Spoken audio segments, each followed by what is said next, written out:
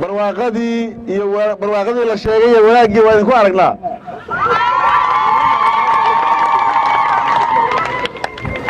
aad iyo aad baan kaga mahadcelinaynaa soo dhoweynta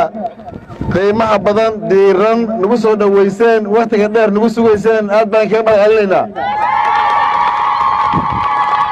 waa idinku soo daahnay safar dheeraan soo galnay dhul badanna waa soo marnay saas darteed waa nagu dulqaadanaysiin wakhtigaadna sugayseen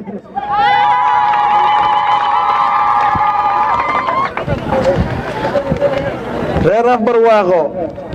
waxaan idiin wadnaa safar nabada socdaal wanaagsan wada tashi iyo xoogaalnimo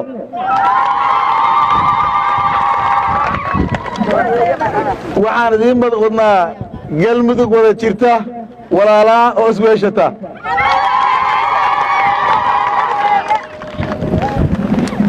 waxaan socod dheer iyo safarkaa u soo galnay dhulkaas dheer oo Afbarwaaqo oo ka durugsan serviskii dawladnimada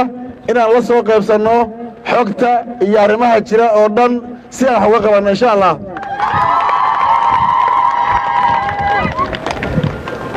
waqti gaaban warkiisa la gaaban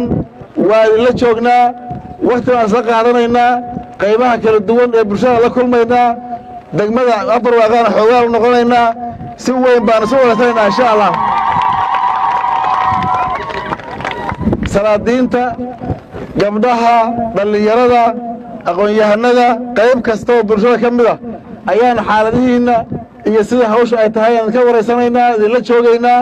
waa isu joognaa soo dhowaada waa mahadsantihiin mar labaad iyo mar saddexaad reer Afbarwaaqo maamulka iyo dhammaan dadka reer Afbarwaaqo si gaar ah ugu mahadcelinaynaa waxaad noo leedihiin mudnaan gaar ah waxaan idiin soo galnay runtii safar